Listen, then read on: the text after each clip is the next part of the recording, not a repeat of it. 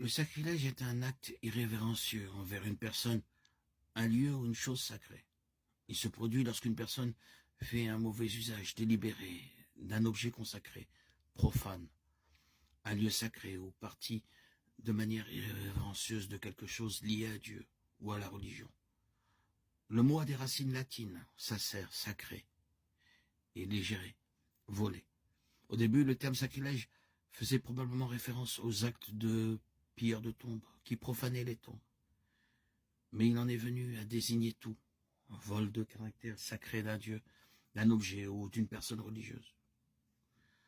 Le roi Belshazzar de Babylone a commis un sacrilège lors d'un banquet lorsqu'il a donné l'ordre d'apporter les coupes d'or et d'argent qui avaient été prises dans le temple de Jérusalem, afin que le roi et ses nobles, ses femmes et ses concubines puissent en boire. Ils ont donc apporté les coupes d'or qui avaient été prises dans le temple de Dieu à Jérusalem, et en buvant du vin, ils louèrent les dieux d'or, d'argent, d'airain, de fer, de bois et de pierre. Daniel 5, 3, 4. Ce fut l'un des derniers actes de Belshazzar, car il fut tué cette nuit-là même.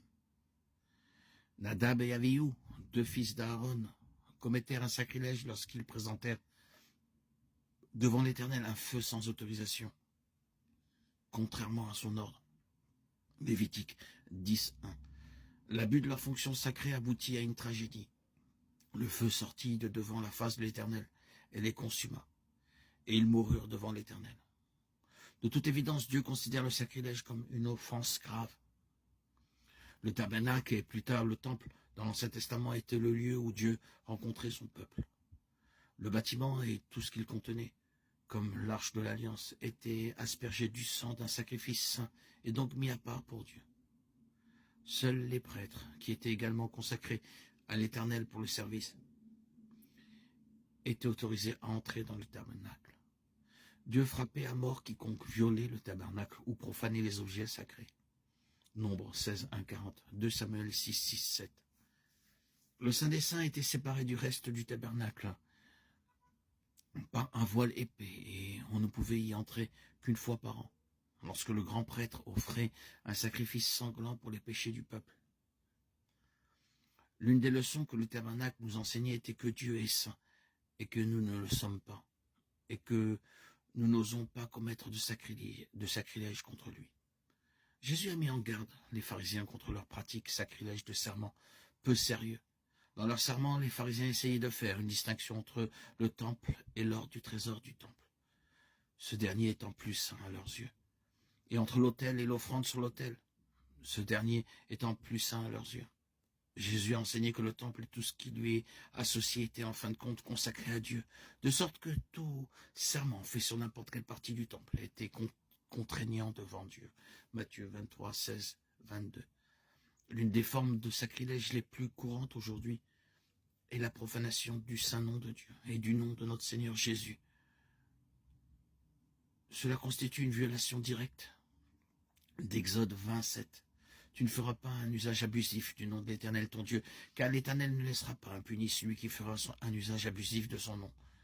Le Nouveau Testament interdit les propos malsains, Éphésiens 4, 29, ce qui inclut certainement l'utilisation du nom de Dieu comme un gros mot. Qu'il ne sorte de votre bouche aucune parole mauvaise.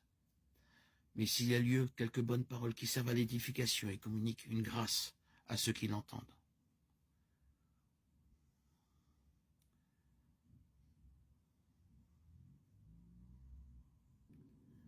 Bien que certaines églises d'aujourd'hui comptent des saints et des éléments saints, il n'y a aucune raison biblique d'élever une personne, un lieu, un objet comme étant plus sacré qu'une autre.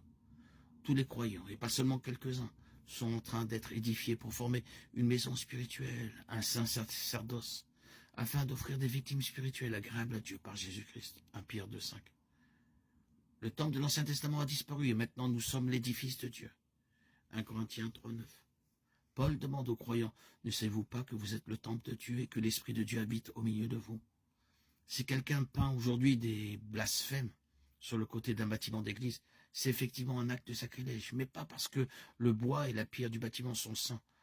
L'intention du blasphémateur est de manquer de respect à Dieu, et il dirige son action contre une représentation accessible et tangible de Dieu dans son esprit. C'est cette intention qui rend le vandalisme sacrilège. Et Dieu voit les cœurs.